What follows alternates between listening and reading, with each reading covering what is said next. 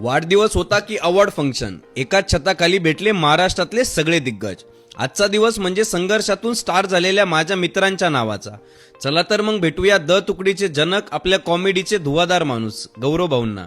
मी पोचलो तर भाऊंचा स्वॅग वेगळाच होता. मग काय, गौरव भाऊ सुरू झाले कॉमेडी किस्से आणि त्यांचं नवीन रॅप सॉन्ग. खरं सांगतो, मी खूप कमी लोकांचे पूर्ण रील बघतो, त्यात गौरव भाऊ एक आहे. आपल्या भावाला छोटंसं गिफ्ट दिलं आणि निघालो ज्या कामासाठी श्रीरामपूरला आलो होतो, त्यासाठी, म्हणजेच देवांचा बर्थडे.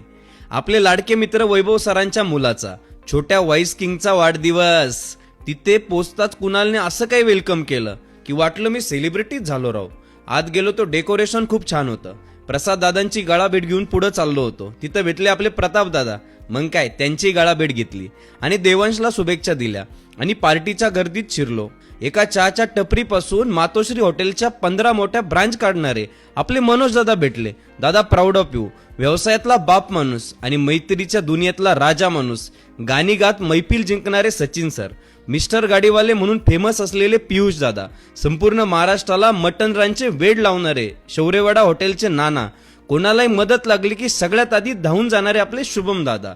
दिलदार व्यक्तिमत्व टिपू शेठ आणि रोहित शेठ आणि आमचे मार्गदर्शक अनिकेत दादा.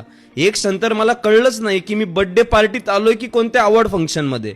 पण एक गोष्ट खरी आहे, दोस्तीच्या या दुनियेत हे सगळे मोठे मोठे लोक तुमच्या या साध्या चहावाल्याला एकाच ठिकाणी भेटले. हीच तर खरी आपली कमाई आहे राव. यापैकी तुमचे फेवरेट कोण आहे, त्यांची आयडी कमेंट मध्ये मेन्शन करा. दिवसभराचा थकवा घालवण्यासाठी आसामच्या गार्डन मधील फ्रेश ग्रॅज्युएट चाय सुख आहे लय भारी.